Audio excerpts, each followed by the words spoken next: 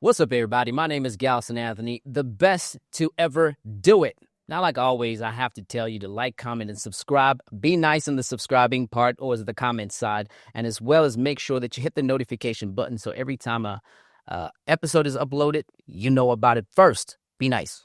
Be nice in the comment section. I know how you guys are. Now, in studio today, I got somebody who is a patriotic South African. Somebody who comes in a little bit of a different shade than I do, right? I know this is how they describe it.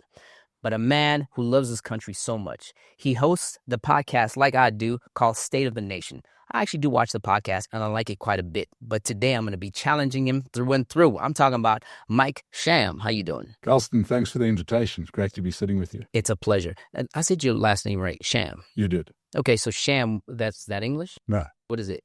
It is Lebanese. Lebanese. Hey, he's a Lebanese. So first thing I want to ask, Israel, Palestine. Yeah, we kind of fall into, traditionally, Lebanon sits kind of in an awkward position between the two. Because the Lebanese that came to South Africa, most of them about 100 years ago, are Christian Lebanese. So you can imagine you've traditionally had this fight between, Muslim and Jewish, and there's this Christian mob in the middle. Right. And because Lebanon is also quite interesting in the sense that South Africans don't know much about Lebanon or the Lebanese. They're aware that they exist. And it's Beirut recently was at war. And there was a blow up. The country, in many ways, Lebanon became a proxy for the Israel-Palestine fight because it's the neighbor. And in actual fact, Lebanon as a country has been almost taken over by Palestinians that fled Palestine. Gotcha. Right. So it's a complex history. It's a complex place. And you end up with complex positions on what's going on in the Middle East. But that's not all. Yeah. Can you imagine how being Lebanese and coming to South Africa confused the apartheid government? Tell me more. I want to know. Because, the apartheid government, quite simply, was to create a little European country at the bottom end of Africa. That was the idea, right? And most of the classification, not just being white and black, was European, non-European. Right? With the sort of thinking, I'd imagine, of Europeans are white, therefore that's fine. But along come these fairly light-skinned people, but they're not from Europe. So it confused the hell out of the apartheid government. I could imagine. Now, before we talk about, more into the Lebanon versus Palestine versus Israel, I want to know a little bit more about you because I don't think I picked that up, in Googling about you and so much more. So tell me about young Mike, right? Your full name is Michael. Yeah. Where was Mike born? How did he grow up? What schools did he go to? How racist was he? Did he decide to stop being racist? Tell me more. Okay. So young Michael was born in Johannesburg. In 1963, which, not hard to work out, the middle of grand apartheid. Right. Grew up in white South Africa, just that part that I said where the apartheid government was confused about Lebanese. The reason Lebanese became classified as white. Mm-hmm. We had a whole architecture in this country, which was crazy. Actually, it was crazy before you continue is that I always speak about apartheid, that there's a whole classification. It wasn't white versus black. It was white versus someone that might be white, but it's a little bit less white. And then it's a gradient that happened. And it was crazy, and it's like all social engineering. It eventually falls in on its own inconsistencies, right? And we're kind of like, we're one of those groupings that arrived here, which is quite interesting because a lot of the Lebanese that are in South Africa, whose families came around that sort of pre-Second World War era, they arrived here and the word had got out to the old country that if you're going to come here, don't tell them your real name. Right. Come out with an English sounding name. Okay. So you had a whole lot of people that didn't really speak English, and they adopted the names of the saints as their surnames. The names of the saints for their surnames, guys. Yes. So you've got Lebanese that are surnamed Joseph and Simon and Peter, and my mother's maiden name was John. Okay, which wasn't her surname at all, but you fill that in the form so that it sounds non-exotic, if you want to call it that. But the big issue became around the fact that these Lebanese immigrants come to South Africa But what had preceded them was Jewish immigration. Mhm. Now, back in those days where people were obsessed with these kind of things, the Jewish that came to South Africa were classified as white. Okay. So now you say, well, look, if Jewish people well, are white, white, then then Lebanese or- people inherit the white. kind of Okay. like that. That was the how we end up. So back to my own upbringing, born in the south of Johannesburg, went to government schools, working class neighborhood, entrepreneurial families. Right. Naturally, that's Lebanese are entrepreneurial. as hell. Yes, and also, every country adopts similar characteristics. What I'm most fascinated is that a lot of people in the current South Africa think that everything we're going through is new. Right. And it's so funny. It's like having a crystal ball, because I can see exactly where things are going because I've lived through something similar before. But the bottom line is that the Lebanese are known for their entrepreneurial sort of endeavors, and family business was a big deal. So, did you guys start a club? Because I know Lebanese are starting clubs. Starting clubs, yeah. Really? It was every look at my stereotype, right? Stereotyping was right. Okay, so grew up and grew up in the apartheid machinery. It's quite effective. So you then go through the schooling, you get almost indoctrinated subtly. It was a very clever system.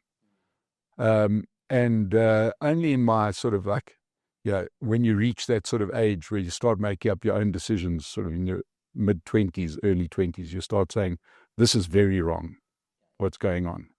And my generation was the generation that said, hell no, this is kind of like, this ends.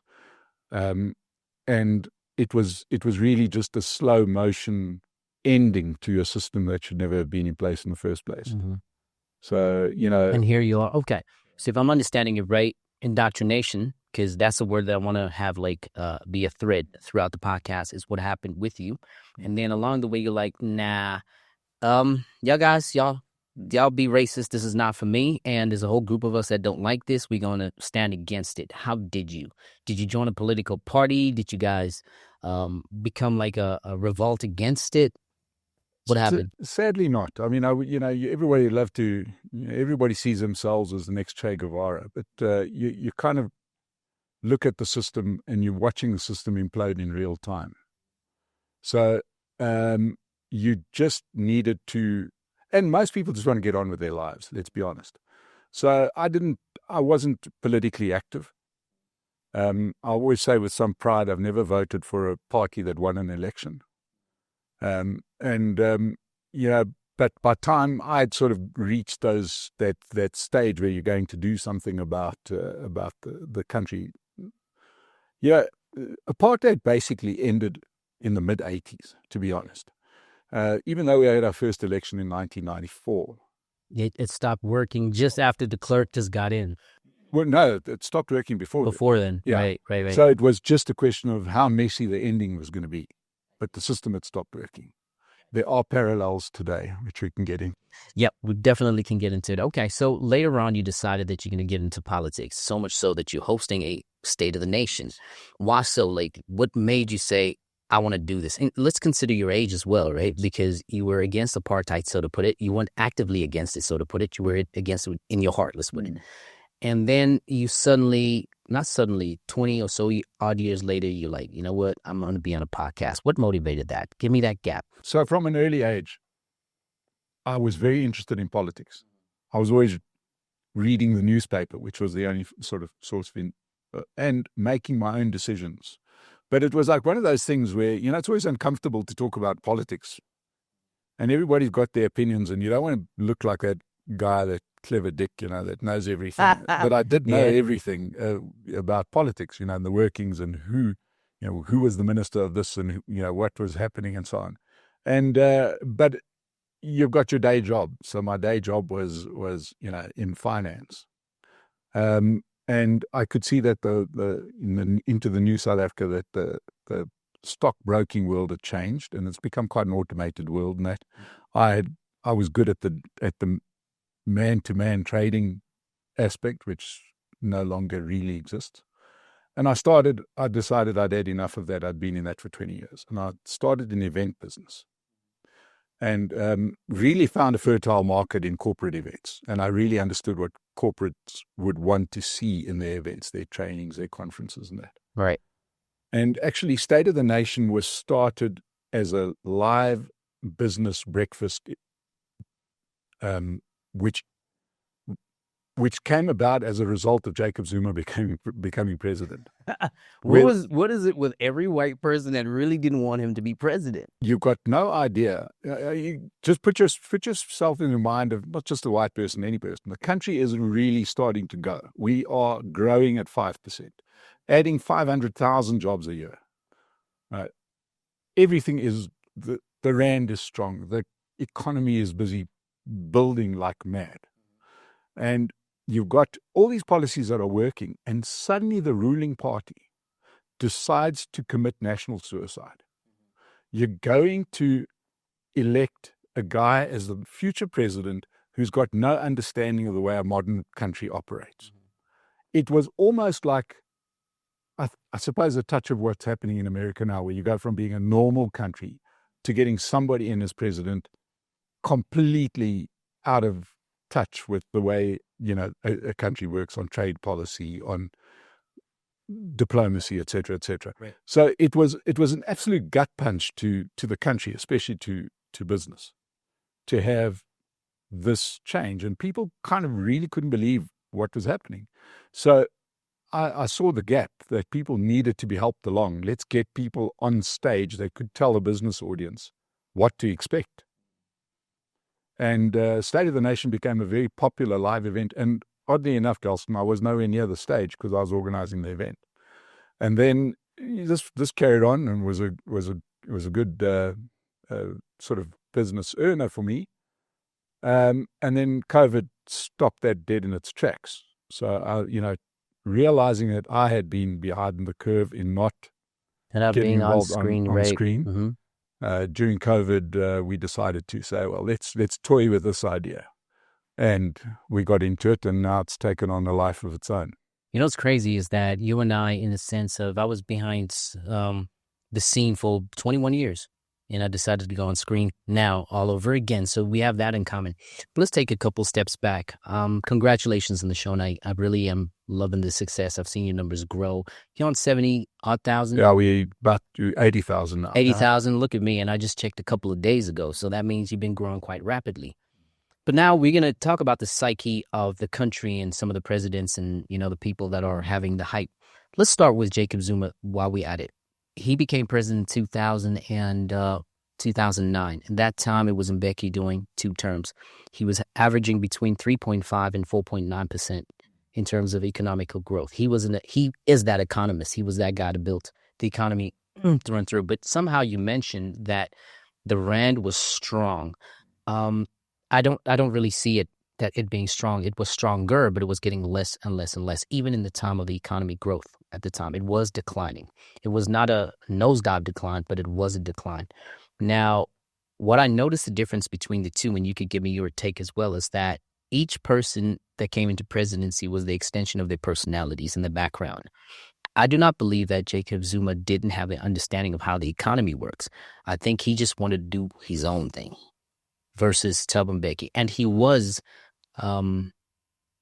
the vice president for South Africa at the time. So naturally, when we could see from Mandela, Mbeki, Jacob Zuma, and even Cyril Ramaphosa, it was like a succession of vice presidents. I have not seen that anywhere else, but in South Africa, where vice president will become vice president. However, in that time, it did feel that the national suicide that you're referring to of the ruling party, they've always been at loggerheads. Like, for example, the war between the two vice president presidents when they took each other to court for the arms deal, the whole situation. These two were against each other. One was for Russia and the other one was for the West. So that part there is where I a little bit disagree with you, where you said the rand was, strong. However, the economy was growing.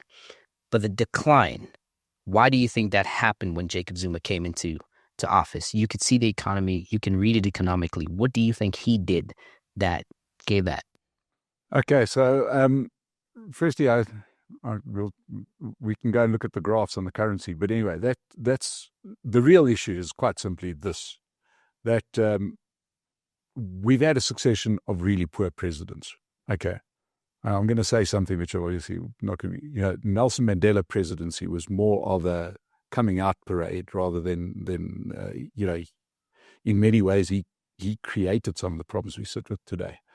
But there is one presidency which, if you had to take on the graph of presidencies, that stood out, and that was Thabo Mbeki, who was an objectionable little man, right? But he had lived abroad for many years. And the begrudging whatever, who knows what was going on in his mind. The fact of the matter is he had experience of what it took for a country to run properly. Whereas if you look at all the other presidents, none of them lived abroad. None of them had business experience. None of them really understood what an economy needs. So you've had those policies reflecting the president.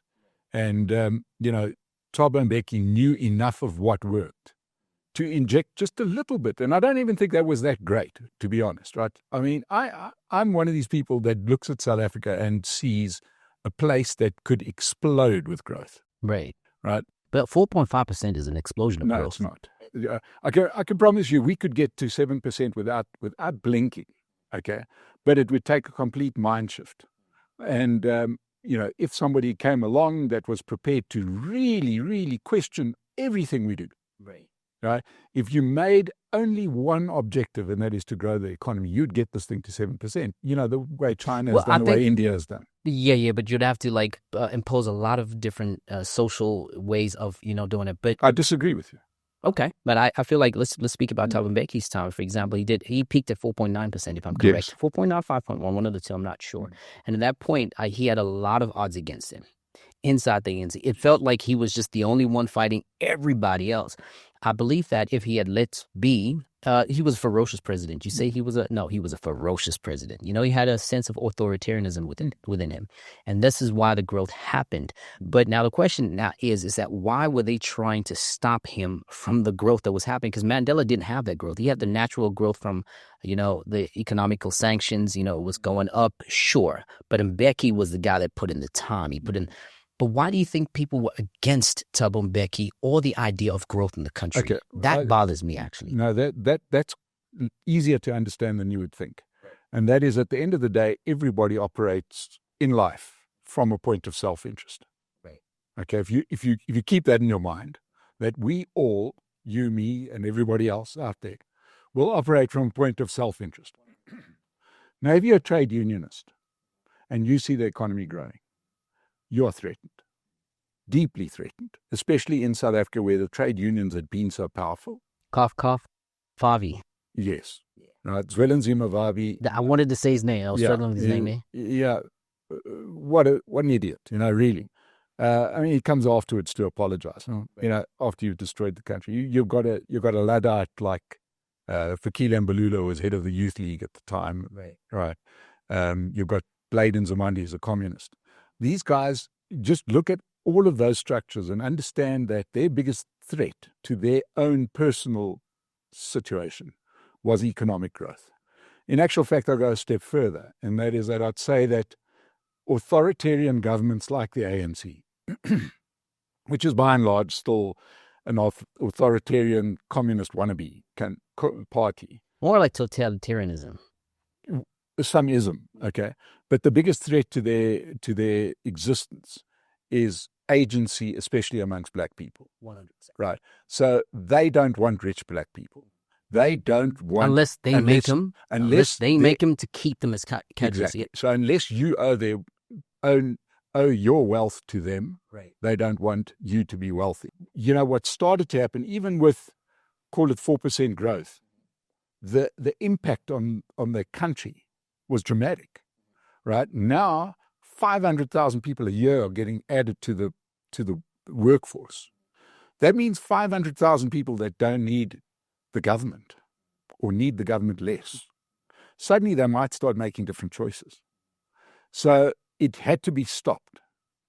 And it was stopped in the most dramatic fashion because they used the persona of Jacob Zuma, who I think is an ideological chameleon. I don't really think he has an ideology, to be honest, other than his own. I think he has one ideology, and it's steeped in military, and that is chaos. He's a great reaper of chaos. But then if somebody's has got that ideology of military, that instantly means order. Not necessarily. I understand in military, most military battles are won because of disorder, sowing disorder there. Right.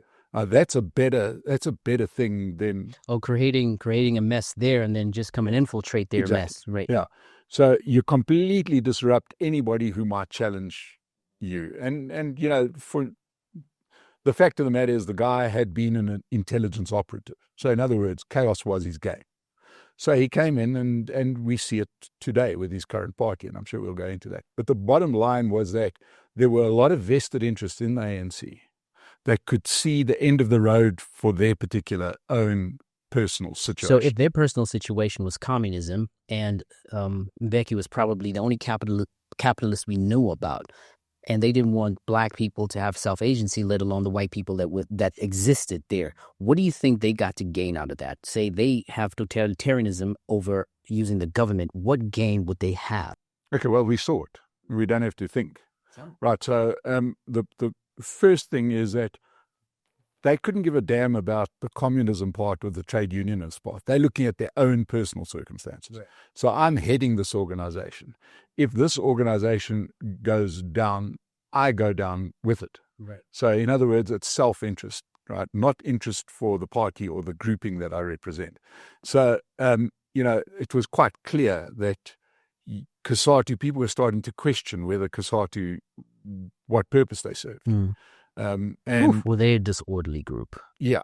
So what you do is you get rid of the person who's allowing this kind of economic growth, and you bring somebody in who isn't going to do it. The other sort of thing which developed out of this was also you needed to put a stop to normal functioning institutions, largely the justice system. At that point, you got to remember that we had a very effective justice branch in the Scorpions that were really starting to lock away politicians. So that had to be stopped at all price. At all costs, yeah. Did the Scorpions even last long? They probably did like a 5-year run, and that was it. They got them axed or renamed them. Yeah, they defanged them. Right. And gone, yeah. But the thing is, I don't think I have a satisfying answer from you to say that, fine, it's in their own personal interest, because if you look at politics thread through and through, it's popularism now. It's about, hey, I started a political party, and that whole political party actually runs around me. We could take the EFF, for example. We could take the MK for what it's worth, and even some of the ones that are rather better parties in a sense of capitalism versus socialism, like your PA, your Action SA. It seems to be around individuals, so I get that. But now the question becomes that, fine, eventually they're going to age and die. What is their real benefit? Because they're sucking the country dry. They could do that. They could become wealthy through capitalism. For example, look at Thabo Mbeki. He's got people around him that became wealthy because of capitalism. Why couldn't they just continue with that? What real benefit did they have by draining the country? That part is the part that I cannot seem to get the answer.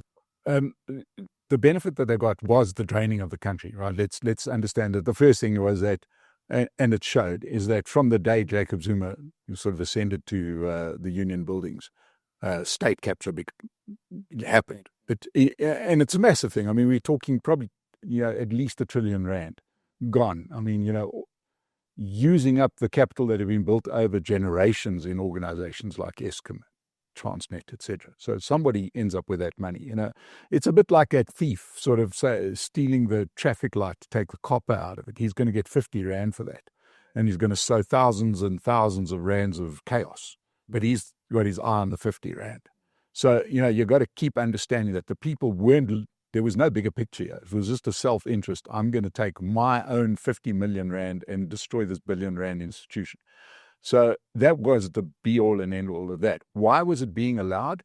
The biggest problem was that I think that one of the downsides to the way the New South Africa came about, which was a negotiated settlement, South Africa taking its way into the Brotherhood of Nations was very much at odds with what the ANC had in mind just a few years before, where they were, and to a great extent, they still seem to be stuck in their Cold War thinking. The only one who had bust out of the Cold War thinking was Thabo Mbeki and a few of his fellow travelers that had seen that the Cold War was over. But his successors still in many ways behave like there's still a Cold War, like, the Soviet Union's They going don't to come really and support behave us. like it's a Cold War. They're creating one. Actually, I want to have this chat with President Thabo Mbeki himself, that even his dad was against him, through and through. And I don't understand why that ideology is through. And I'm hearing your answer, but it's not satisfying enough, right? But then we move on to where the ANC is now. We get to the places where there's rises, the SG, back then, Fikile and Balula. Well, he became first youth league leader. He tended to be... Youth league, bad cabinet minister, then you get promoted. Series of bad cabinets. Yeah. And then he went from, Youth League president to up there where he is now. Now he's SG. I'm trying to figure out, why did everybody decide, inside this party, which was doing great for us, we wanted to start breaking away? What do you see happened internally? Losing of confidence of each other and the camps that was inside. Because I hang out with some of these people. They have camps and you're not sure who to not speak to in public. Okay. Once again, to my analysis, that's a fairly easy one to understand. Everybody speaks about the broad church of the ANC. It became this kind of movement, as they call it, right, for anybody that was fighting against apartheid. So you may be fighting against apartheid because you are fighting for your self-interest. I come along, I join the party with my own vision of the future, but we've got a common enemy. So it's like in any war, okay, right? I can take that. They had a common enemy. The common enemy was apartheid. That's fine. And everybody inside this movement called the ANC had a different vision of what would happen once you win. Okay. And that's the same in every big battle, right? It's the reason, if you sort of follow history, why before the war was ended, British people voted out Winston Churchill, right?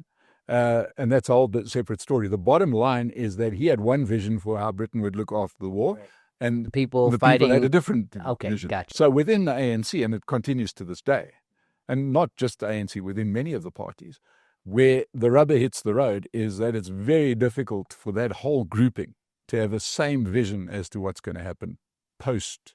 What happens when we get into power, for example?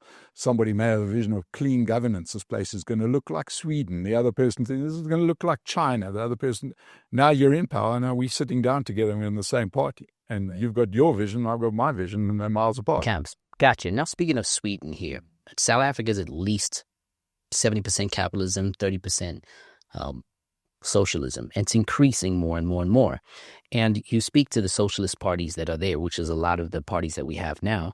They say that, look, man, socialism is the way it will work. It will rise the black people. It will come up. And I personally believe that is just a dream. Now, always the best example is Sweden. What people don't realize is that most of Europe is actually Sweden, right? It's probably a good blend of 50-50, 60-40 capitalism versus socialism. Yet they are put together in order. Why do you not think that socialism would work in South Africa where it's technically working in Europe? Because I don't think it is so in Europe. And I'll tell you why. Because I think that if you go to a country like Sweden and we say 60-40 capitalism to socialism, you got your numbers way wrong. That is a ruthlessly capitalist country.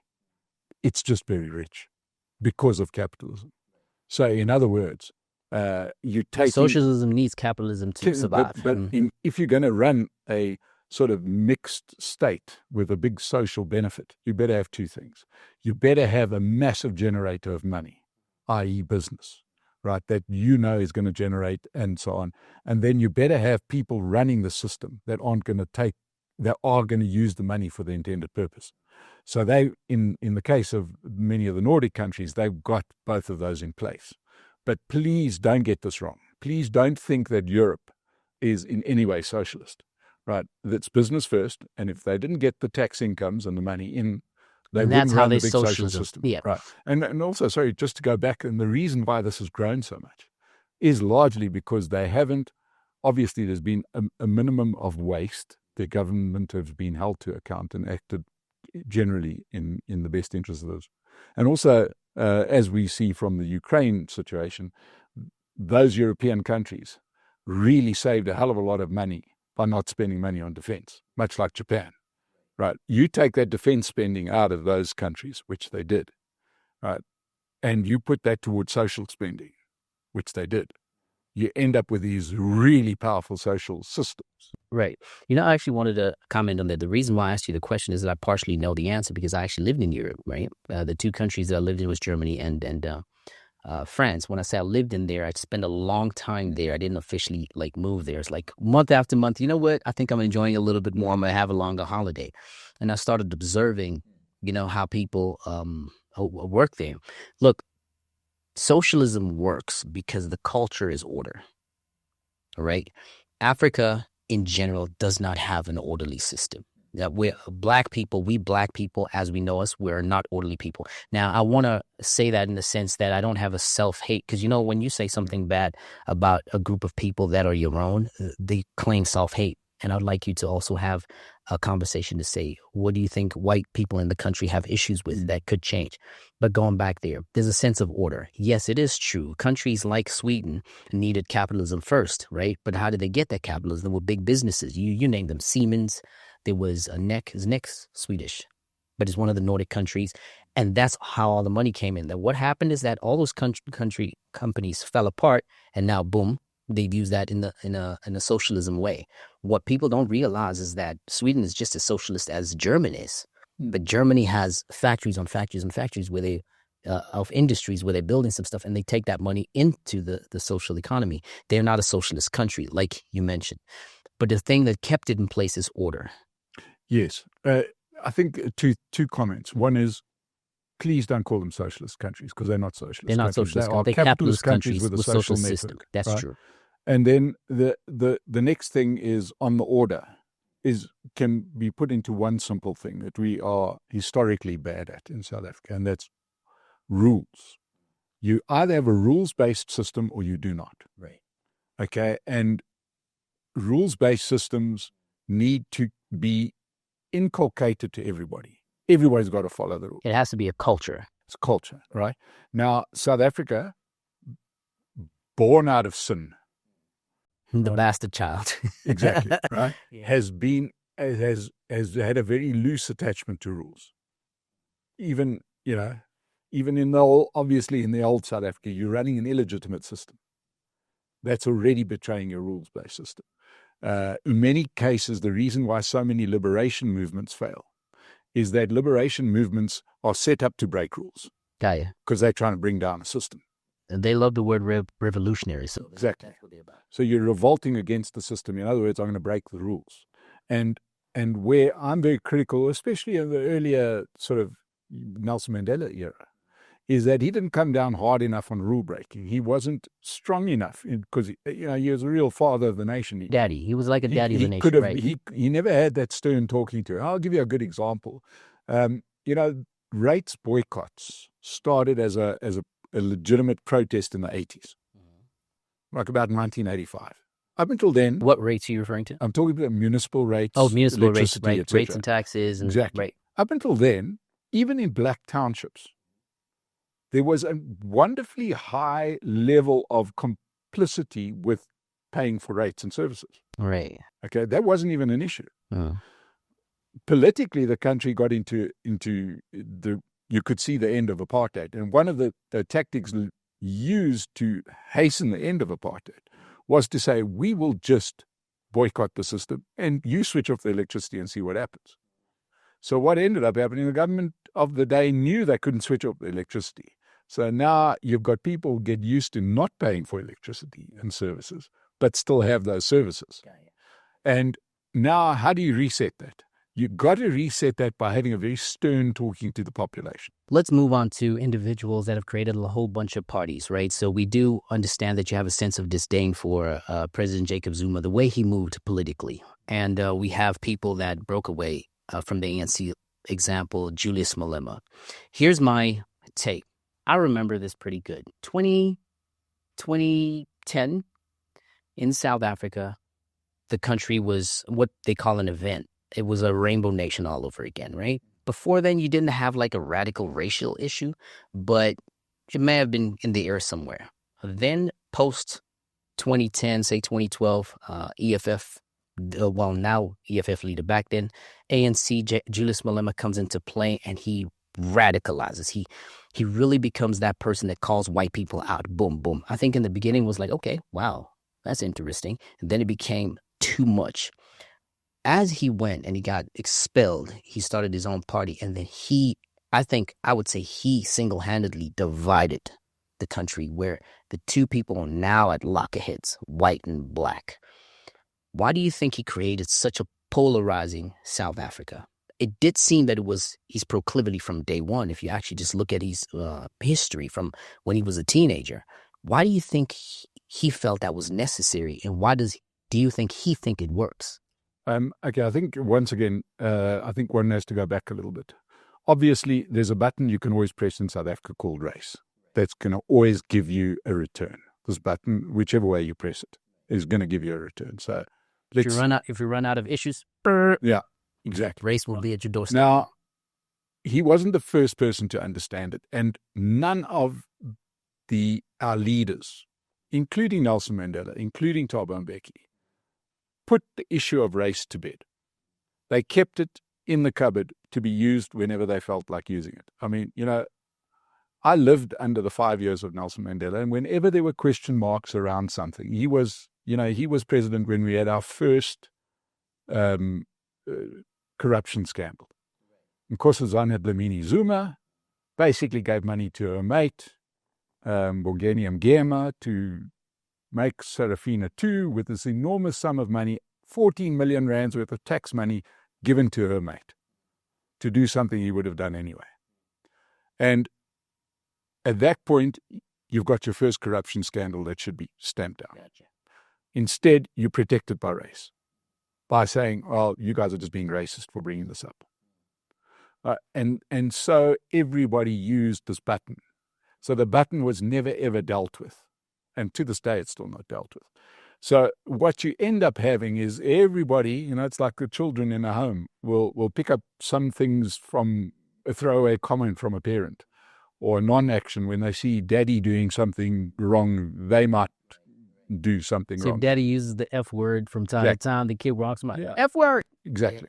Or if mommy brings home stuff from the office that she didn't purchase, right? You might have questionable morals after that. So this has been it's been a long-standing issue. Of course, what accentuates it is that some of the language in South Africa has never been particularly helpful. Whites do have greater economic means because of apartheid, but not only because of apartheid, right? Now, either you live with that or you don't, but you can't keep that in, that's as a back burner. As a back burner. Right, right. So if they got the privilege because of apartheid, what is the other means not because of apartheid? Let me give you my take on white privilege. White privilege is that, and I think it exists to this day, is that if you're a white person, you don't have to wake up in the morning and wonder what game I'm playing, right? Whereas it feels to me often that within the black population, largely because of poor guidance, history, etc., they're questioning, should we be a capitalist country? Should we be a communist country? Should we be a socialist country? Okay, got you. So white people know that they're capitalists, they're good to go. They wake up and go to bed as capitalists, whereas black people, I'm not sure, should be socialists or communists. What is the difference between communism and socialism? What is capitalism? Are we capitalists, So, how that manifests is if I start a business tomorrow making couches and the business doesn't work. On to the next one. I'm on to the next one because I'm going to say, okay, the couch business didn't work. Right. Right? Not, people didn't buy my couches because of my skin color. People didn't. So do you think it is a matter of they don't know where they stand ideologically because of their skin color, or is it because of their financial circumstances, economical circumstances, so to put it? You've got to say history probably teaches you that if you look at successful countries, generally speaking, you can overcome your circumstances. Generally, I know that it's easy to say and it's not so easy to do, but you got no option. What are the options? Yeah. So you would say it's because of their economical circumstances, not necessarily because of their race. No, I wouldn't say it's a race. It's an ideological morass that we've been operating in forever, where we've never quite committed to one or the other. We talk about inequality. Like, inequality is, you can't fight inequality. I want to run the 100 meters in 10 seconds, but I can't. That's inequality right there. How's that inequality? Explain. Because Kani Sambini was just born with legs that run faster than my legs, right? Unequal from the start. What I'm saying is that inequality is built in. You've got skills, I've got skills, yours may be better than mine in a certain respect, and mine might be better than yours in a certain respect. You may be better looking, so on. But then why is a socialist? Because now we have to tie this down to Julius Malema, because we're talking about him, right? So he uses the same ideologue that you're talking about, that, the financial situation and race, put it together, and then we find an enemy and blame the person that's the enemy, which was your earlier conversations, that as long as they have a common enemy and a common interest, everybody will come together, but there's just nothing works. They just fight about it. They fight about fighting about it, but never get to a place. But the inequality part that you're referring to, why are socialists so onto, we got to get people to be equal? We have this conversation about equal opportunity versus equal outcome. Why do you think they so married to it?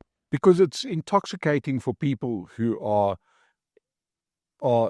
at the lower end of the market, where our bulge of voters sit. Now, I've got a very, very, cynical view of political parties, especially these ones that have been started by the big characters. These things turn into businesses very quickly.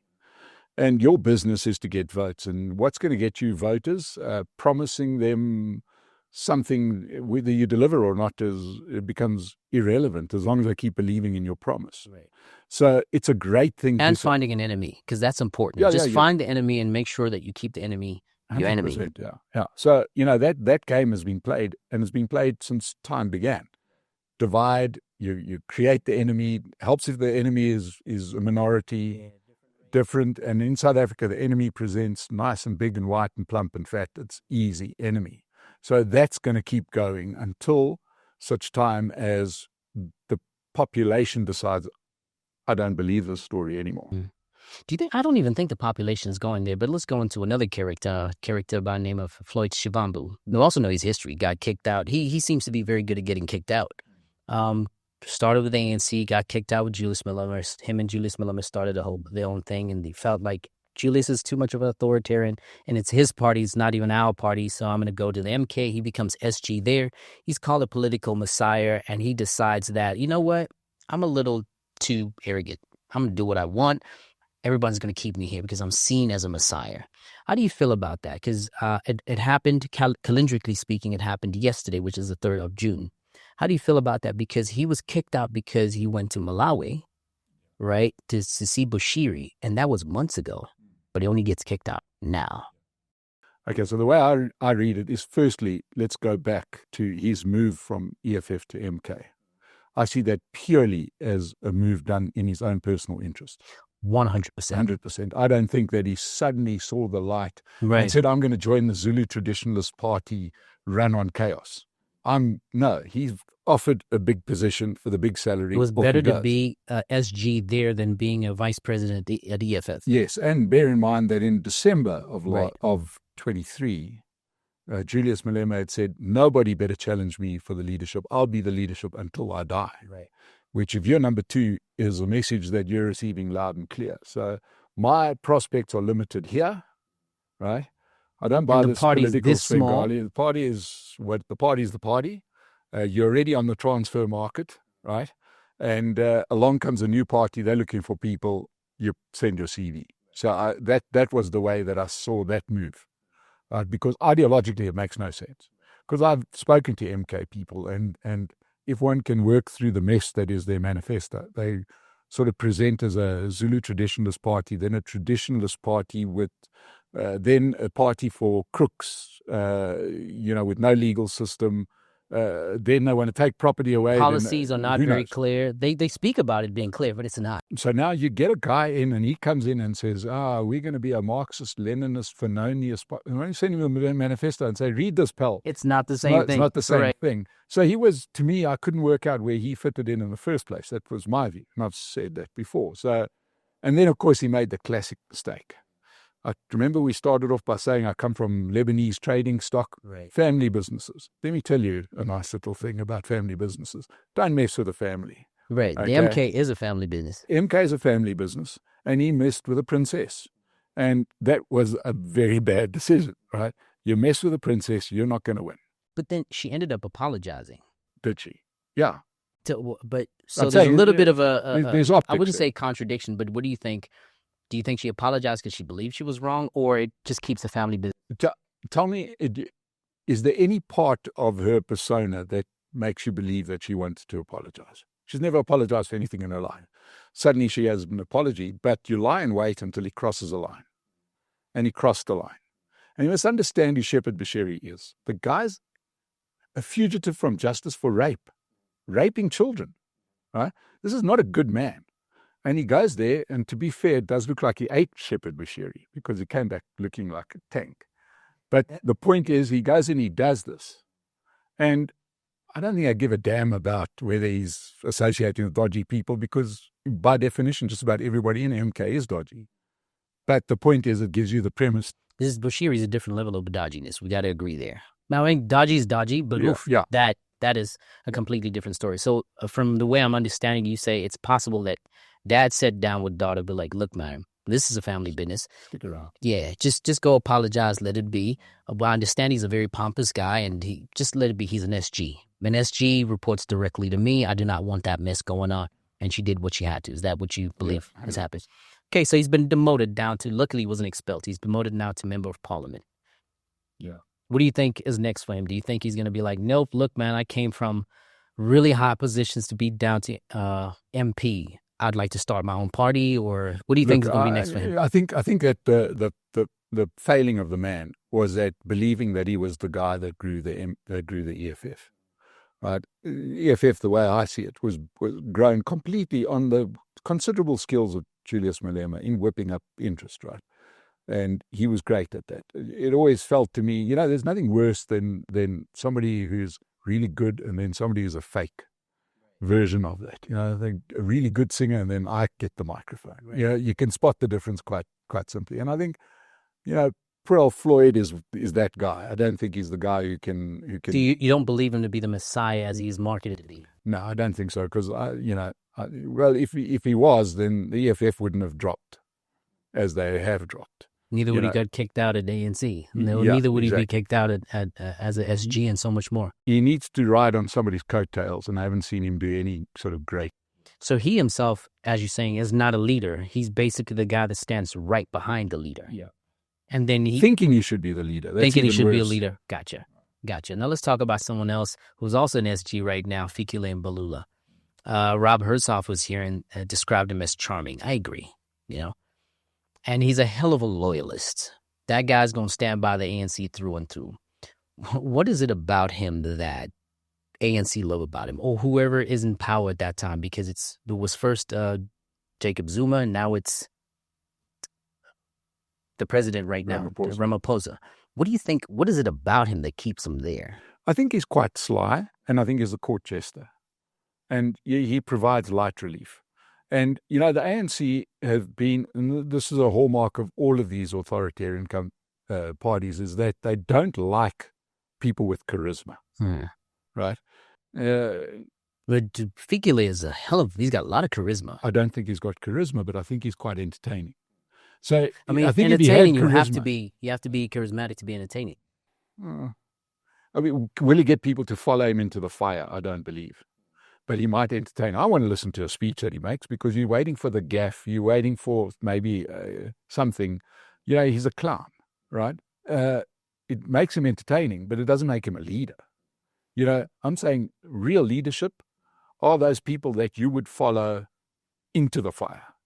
Right, and I don't see him. I think I see those sort of traits at times. I have seen them in the past, So in that instance, you kind of comparing him to the SG Floyd. It's like they're similar in a sense that they will always be the best, second best. Yeah, look, yeah, exactly. Floyd sort of presents himself as being really smart. Mm-hmm. That's his shtick, But Mbalula, sadly, has revealed himself by being useless at everything he's ever done.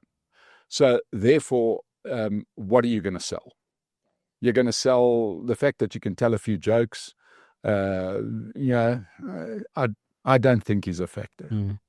Well, let's talk about DA. DA was quite, I saw you had Tony Lee on your podcast, right? He started Democratic Party and then it dissolved into Democratic Alliance. I think they were separate at some point, then it became one thing. And he gave Thabo Mbeki a lot of headache. Maybe not as much as Vavi, but he gave a lot of headache to Thabo Mbeki through and through and through. And then at some point he became a diplomat, or he... Yeah, he did. He became an ambassador to Argentina. Argentina, right? And then boop, he just disappeared. We didn't hear about him from there on out. Then Helen Zille came in. And Helen Zille was branded racist. And DA is just known to be a racist party. But then black people are coming in, and then you have a black leader at some point. And he got axed and be like, yeah, because black people are not really welcomed at DA. They just need black voters, so they can grow the party. What do you think of DA's overall? What's your take? My take is, and I've been very vocal on this, and I say with some pride that the only politician who has said they're never going to come on my show again is John Steenhuisen. He's very unhappy with my criticism of him. And I put my criticism quite simply like this. I said that the DA, it's their game to lose, and they keep on losing it.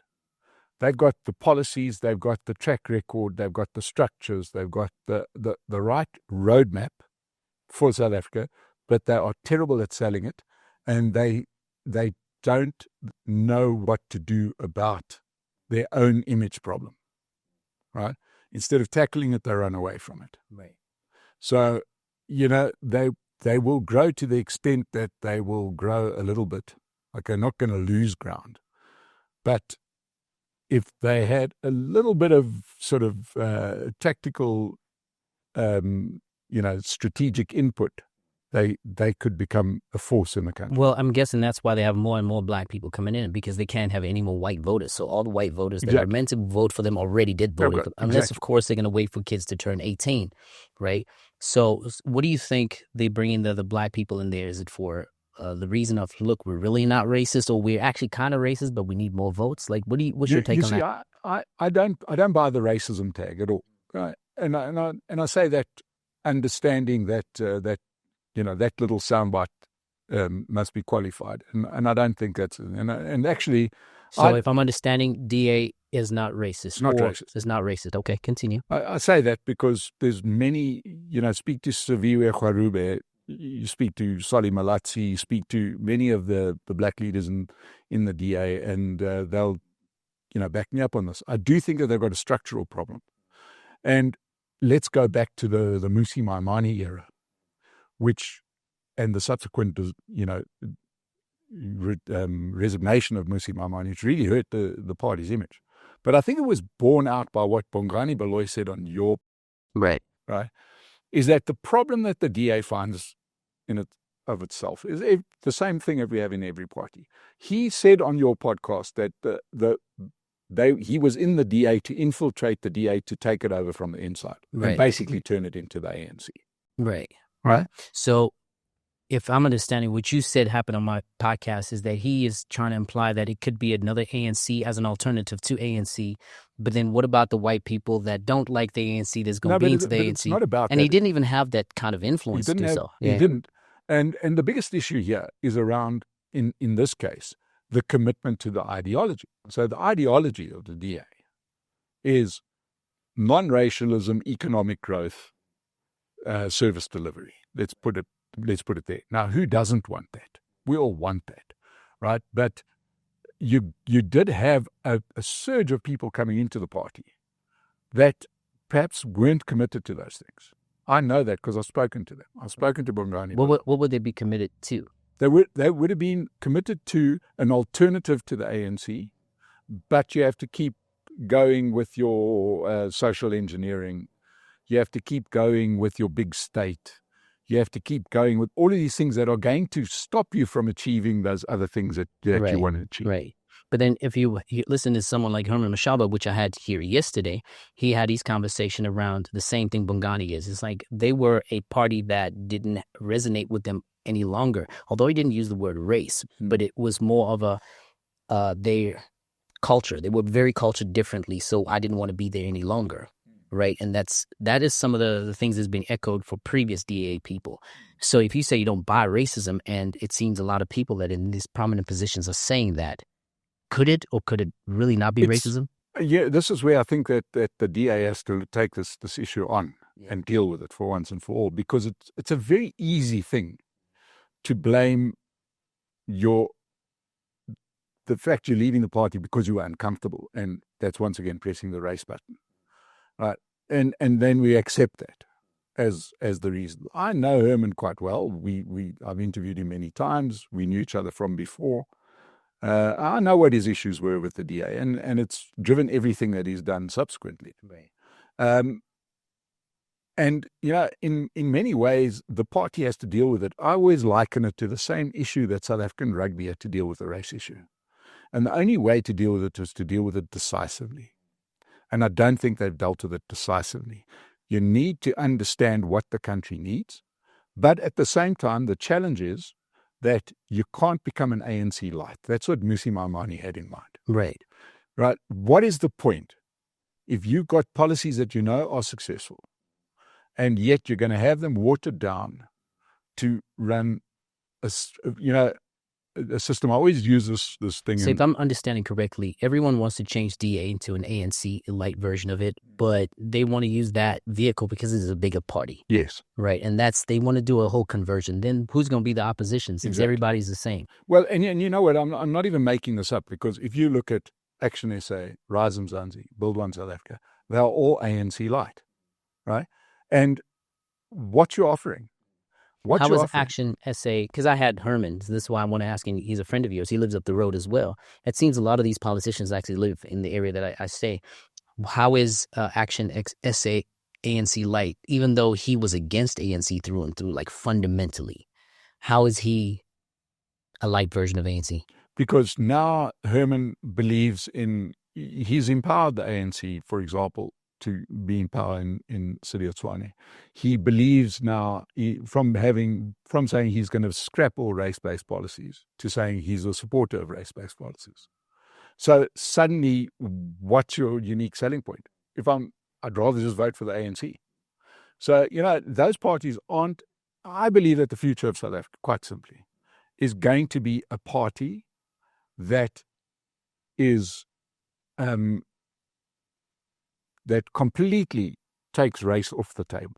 What I'm very tempestuous about is that all these political parties, EFF, you name them through and through, they always having this race conversation. White people, we need to get rid of white people. And if you look at all of them have white people in this structure of things. They've got white secretaries. They've got white security companies that is taking care of them.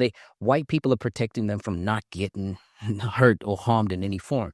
And they just have white people, but they hate the same people that they're deciding to contract with their own money.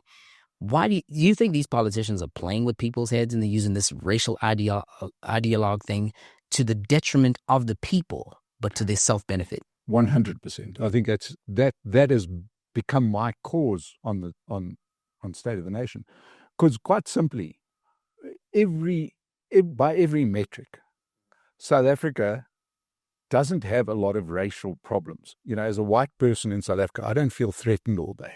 South Africa is not as racist as people make it out exactly. to be. That's a fact. Yeah. So I've never, and I haven't seen that problem that gets brought out at election time.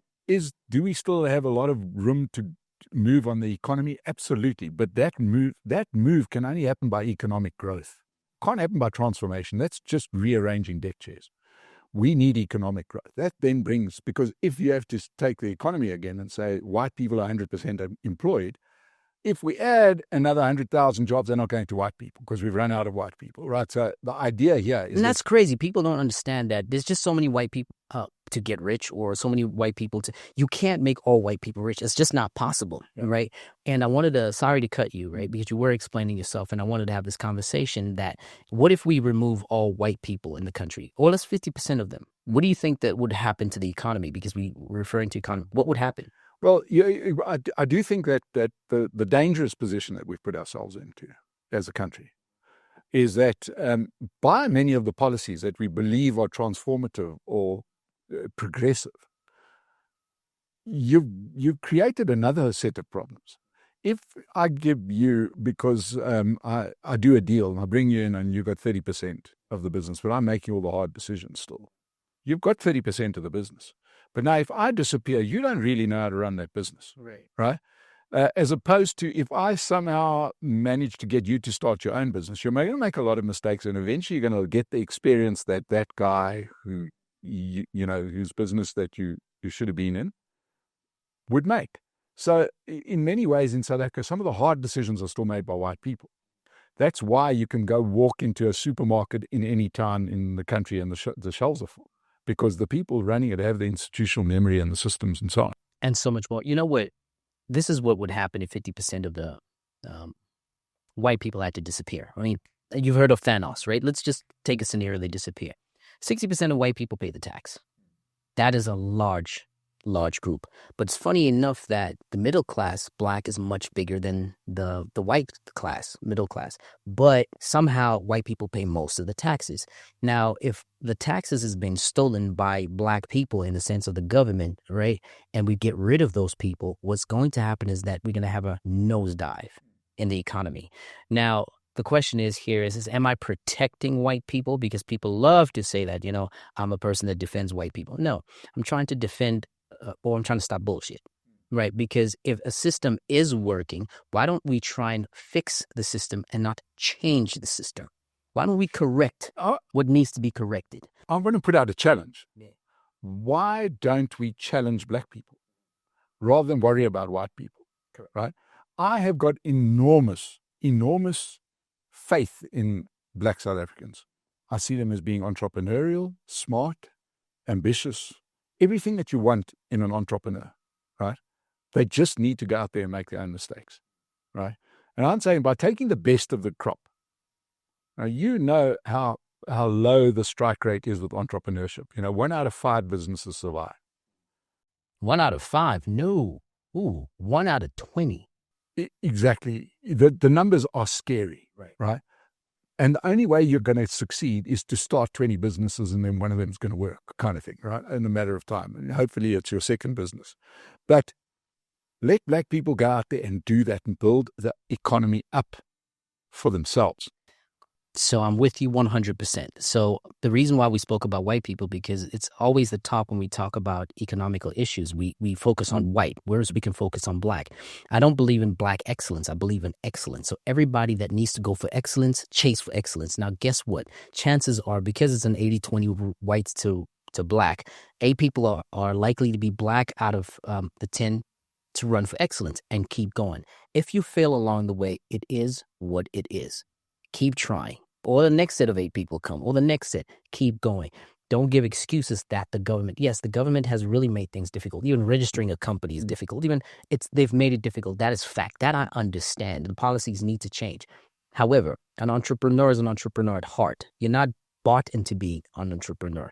You're not motivated into being an entrepreneur. It's a self-motivation thing to keep going. It means stuff like a podcast. You and I are doing podcasts. That is entrepreneurship to its cause. You run a podcast so you can understand how expensive it is, how much money it took for you to build the thing.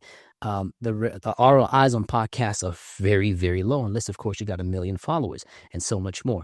But black folks need to get to a place where they say, I'm doing it, not because of white people or so that it's because I want to do it. It should be a part of who I am as an individual and overall as black people. And that's where I see the problem is. And it's like, white people, we got to blame you. You're the problem. And I don't think we're comparing like with like, because we're seeing white business, for example. Let's take banks, supermarkets, etc., retail. Many of those big companies have been built over many generations. So that entrepreneur started, he was 1 out of 20, got his business going. Fair enough. And it's been built on and built on and built on and built on. And now to go and challenge that thing is quite difficult. Right. And we're viewing that as if that white CEO started it. He didn't. He's just managing a process that was successful already.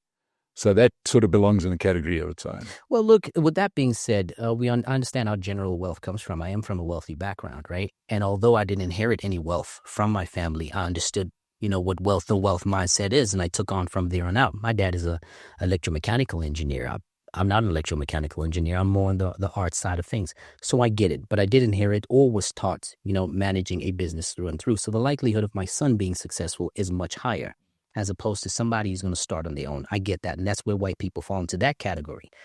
But Black people do have generational knowledge, but for some reason they do not take it to the next. I don't know, is there something wrong in the culture somewhere where they don't push it over? Because if 5 generations ago they were doing the same thing, maybe just farming on their piece of land somewhere in the village, you would find them just as poor as they were 5 generations ago. Why? I don't get that. They're not passing down that knowledge through and through. And I mean, that's a discussion that I can have with somebody that's more, that's there, because I don't understand. I've never lived in a farm like that. They got to educate me, so to put it. But that is a problem. Yeah. So it is true. It's not like for like. However, we have to address that factor. 100%. But I think 30 years in, I think there's enough young Black talent that's ready. They're here already. They're already here. It's just that we need to get rid of socialism. We need to get it out. Thank you so much for coming. Thank you, and Wilson. I want you to continue having your podcast. Your podcast is great. It does challenge the people appropriately. You are disagreeing with the right people. You're talking from someone who has nothing to lose, but it's okay if you had to lose the conversation because you're fine. We need more podcasters like that. Not people that sit there passively and listen to their nonsense and say, okay, I got you. So continue doing that, because me watching, I built off that too. So thank you very much for having that and for coming here and so much more. And hopefully I can have an invitation to your podcast. You will indeed. Thank you, Gelson. Thank you. Thanks so much. As you know, Mike Sham was in studio with me. Like, comment, subscribe. I know there's going to be a couple of things people do not agree with us about because more or less we're on the same political spectrum, right? Let's say ideologically. We might have differences here and there. We're not exactly the same people, but we are different in the sense that he is a senior citizen white man and I'm no longer a youth in this regard, but I'm a Black man. So yes, 2 people of different races can come together and make sense out of a situation. Even if there's nuanced disagreements, we can still move forward. But remember to be respectful in the comments section. I'm tired of, chopping up on the thing and tearing you up all the time. So until next time, make sure you tune in. Peace out.